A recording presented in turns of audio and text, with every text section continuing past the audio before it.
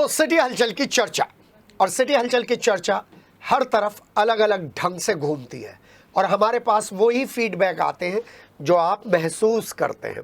अभी मैं अपनी गाड़ी में हवा डलवाने के लिए जैसे ही सेंट थॉमस चर्च के सामने पहुंचा तो सेंट थॉमस चर्च के पास, ये जो बच्चा पार्क के पास है, वहीं पर बोर्ड पर मुझे एक नोटिस चस्पा मिला भवन गिराने का। देखकर अचंभा हुआ, क्योंकि ऐसे नोटिस तो हर जगह पर हमें नहीं मिलते। वहां पर तो सील लग जाती है, सील लगकर कंपाउंडिंग हो जाती है, कंपाउंडिंग होकर मुक्ति मिल जाती है, लोगों की जेबें गर्म हो जाती है। यहां पर चर्च के बाहर गेट पर यह नोटिस वाकई बताता है कि हाँ, अपनों अपनों को रेवड़ी बांटी जा रही है। एमडीए एमडीए एमडीए, और एमडीए की एक काम हम सर आंखों पर रख रहे हैं। लेकिन एमडीए जरा बालाजी मार्केट खैर नगर में पहुंच जाइए, क्या वहां पर आपने ऐसा नोटिस चस्पा किया है? ऐसे 5 नोटिस अलग अलग जगहों पर आप अगर हमें दिखा देंगे तो आपकी ईमानदारी को प्रणाम है। जी हाँ, वक्फ बोर्ड की जमीन जिटौली के पास, कंकरखेड़ा के पास आप बोर्ड लगाते हैं, एमडीए के अधिकारी बोर्ड लगाते हैं और वहां पर लंगड़ा बिल्डर उसे गिरा देता है, मिट्टी डालता है, सड़क बनाता है, आप नोटिस नहीं लगाते, प्रणाम है। ऐसे ही वहां से आगे आप कूदे, तो जब आगे आप कूदेंगे तो एक बहुत बड़ा जोड़ है जिसमें पैनल खोलने की बिल्डिंग बन गई है, उसमें आप नोटिस नहीं लगाते, आपको प्रणाम है। अभिषेक पांडे जी, लक्ष्मीकांत वाजपेयी जी भी आपकी ईमानदारी को लेकर कह चुके हैं कि एक छोटी सी बूंद क्या करेगी। जी हाँ, लेकिन मेरा तो मानना है एक छोटा सा वोट जब पूरे सूरत हाल बदल सकता है तो आपकी ईमानदारी क्यों नहीं काम आ रही? आपने कंकरखेड़ा में जूनियर इंजीनियर बदल दिए, लेकिन दूसरे तो और भी बढ़ चढ़कर है और कहना पड़ रहा है लंका में 52 गज का है।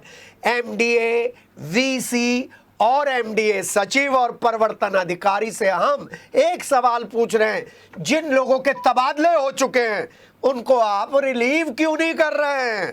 जरा ये छोटा सा सवाल है। जी हाँ, वो पत्रकार जिनको एक स्टिंग ऑपरेशन के या एक ऑपरेशन के 250 रुपए से 2500 रुपए मिलते हैं, वो आपके यहाँ पर क्यों घूमते रहते हैं? उनके चैनल्स पर क्यों नहीं खबरें मिलती? और क्यों वो पत्रकार जो अपने अखबारों को सिर्फ आपके यहाँ डालते हैं और कहीं नहीं डालते, उनकी एंट्री आप क्यों नहीं रोकते? ये आपसे सवाल है। ईमानदार लोगों का एक संस्थान होना चाहिए था, मेडा है, जरा सोचिएगा। ये पहली चर्चा है। चलिए, प्राइवेट अस्पतालों के खिलाफ मुहिम में अतुल प्रधान तो शायद चुप हो गए और क्या पता अब चुनाव के बाद दोबारा से ये मुहिम को शुरू करें। लेकिन युग अस्पताल की ये खबर सोचने के लिए मजबूर करती है कि आईएमए की कुशल डॉक्टरों की और ईमानदारों की टीम कब आगे आएगी, कब आगे आएगी? ज़रा सोचिए। मैं तो सोचता ही रहता हूँ। सीएमओ साहब को मैं प्रणाम करता हूँ, डीएम को मैं प्रणाम करता हूँ कि वो ऐसी घटनाओं का बहुत ही जल्दी संज्ञान लेते हैं और जांच बिठा देते हैं। लेकिन जांच के बाद अगर सज़ा नहीं मिलती है ना, तो फिर बड़ा सवाल खड़ा हो जाता है, क्योंकि ये लोग सेटिंग गेटिंग में नंबर 1 है। किसी बच्ची की, नवजात की अगर पीठ जल जाती है और वहाँ की व्यवस्थाएँ आपके नॉर्म्स के अकॉर्डिंग नहीं है, तो फिर कार्रवाई तो बनती है। हाँ, सरदना में जो कार्रवाई हुई थी जिसमें प्रसव किया था एक नाबालिग ने, ठीक सीएचसी के कैंपस में, उसमें बड़ी कार्रवाई होनी चाहिए थी और वो मीडिया पर फ्लैश होनी चाहिए थी, जिससे ईमानदार डॉक्टर्स को, ईमानदार कर्मचारी के हौसलों को बल मिलता। लेकिन शायद अभी जांच चल रही है। लेकिन यहाँ से शुरू हो जाइए, एल ब्लॉक के आसपास का क्षेत्र, फिर मेडिकल के आसपास का क्षेत्र, और फिर रोटा रोड के आसपास का क्षेत्र, फिर कंकरखेड़े के आसपास का क्षेत्र आपको प्राइवेट अस्पतालों की डैश डैश के लिए बड़ी बड़ी बड़ी चुनौती देता हुआ नजर आएगा। उन प्राथमिकताओं को जो प्राथमिकताएं मुख्यमंत्री योगी आदित्यनाथ की लिस्ट में शामिल है। जी हाँ, सब अस्पतालों में पहुंच जाइए, आपको नहीं मिलेगी आग बुझाने के पूरे उपकरणों की लिस्ट। वहां पर हौज पाइप नहीं मिलेंगे। हमारे तो बराबर में कल्पना बीड़ी वालों का चल रहा था, वहां पर भी जो ऊपर का कैंपस बना था उसमें भी नॉर्म्स आग को बुझाने के पूरे नहीं किए गए, तो हमारे यहाँ से दीवार तोड़कर सारी चीजें ली गई थी, हमने सहयोग किया था। और ऐसे में जब हम प्राइवेट अस्पतालों की बात करते हैं तो एक बड़ा चर्चित अस्पताल हमारे सामने आ जाता है, जिसको करीब 8-9 महीने पहले एक मुहिम का शिकार होना पड़ा था। वहाँ के एक ऐसा दस्तावेज मेरे हाथ में आया है जिसमें लिखा हुआ है इसको इतने पैसे दिए, इसको इतने पैसे दिए और इसको इतने पैसे दिए, जिसको लेकर ब्लैकमेलिंग चल रही थी। अगर ये इस तरीके की व्यवस्था आप चला रहे हैं तो क्यों चला रहे हैं? और आपने तो एक नया अस्पताल और खरीद लिया है। कितने परसेंट गरीब लोगों का ये इलाज कर रहे हैं ये बड़े बड़े अस्पताल? ये भी उन लोगों को पता करने चाहिए जो आरटीआई डालकर दबाव बनाने की कोशिश करते हैं। क्या ये आरटीआई का जंजाल केवल दबाव बनाने के लिए है? जरा सोचिएगा। ये दूसरी चर्चा है। और अब तीसरी चर्चा चुनाव के रिजल्ट को लेकर।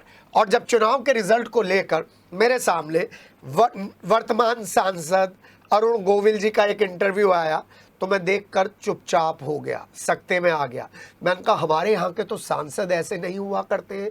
हम किसी भी सांसद से, हम केशव प्रसाद मौर्य जो उप मुख्यमंत्री हैं उनसे भी बोल रहे थे, सब लोग बड़े सही तरीके से हमें आंसर दे रहे थे। यहाँ पर किसी पत्रकार ने अरुण गोविल जी से पूछा कि आपकी मेरठ को लेकर क्या योजना है, उनका जो आंसर था वो मुझे चौंका गया। मैं होता तो शायद डिस्कशन और लंबा हो जाता।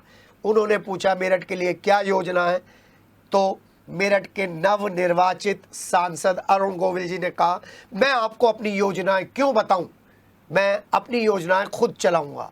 जी हाँ, अगर मीडिया को योजना नहीं बताएंगे तो चाय की दुकान पर बैठकर आप लोगों को अपनी तरफ आकर्षित तो जरूर कर सकते हैं, लेकिन उन लोगों की समस्याओं को दूर नहीं कर सकते जो संचार माध्यमों के जरिए आपसे उम्मीद रखते हैं और चाहते हैं कि आप उनकी समस्याओं को सुने। और हाँ, अरुण गोविल साहब, आप जब तक समस्याएं नहीं सुनेंगे तो अपनी योजनाएं कैसे बनाएंगे? ये फिल्म की स्क्रिप्ट नहीं है कि स्क्रिप्ट लिखकर आपको दे दी जाए, आप स्क्रिप्ट पढ़ें, उसके अकॉर्डिंग एक्टिंग करें। जी हाँ, ये चुनाव है, ये जन सेवा का तरीका है। यहाँ पर जन सेवा करने के लिए आपको मेरठ का मिजाज समझना होगा, पत्रकारों के साथ बैठना होगा और अपनी योजनाएं शेयर करनी होगी, क्योंकि उन योजनाओं पर जब आप और हम बैठकर विचार विमर्श करेंगे, मंथन करेंगे, तभी जो सपना देखा है महात्मा गांधी ने, जो सपना देखा है दीनदयाल उपाध्याय जी ने, तभी वो सपना पूरा होगा। आपको अस्पतालों पर काम करना है, आपको प्राइमरी एजुकेशन पर काम करना है, आपको अलग अलग डिपार्टमेंट्स में काम करना है और उसमें ये पत्रकार आपके नाक, आँख और कान दोनों बनकर काम करेंगे।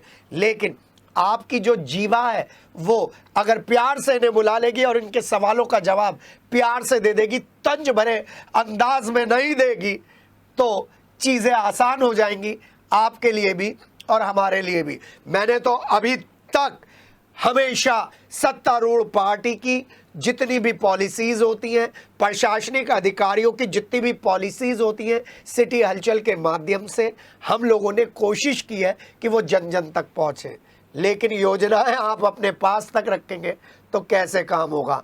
हाँ, इस चुनाव में उन लोगों को धन्यवाद है जिन्होंने पल्लवपुरम में, जिन्होंने गांव एकड़ी में, जिन्होंने शास्त्री नगर में, जिन्होंने मानसरोवर और साकेत में आउट ऑफ द वे जाकर बीजेपी के लिए काम किया है।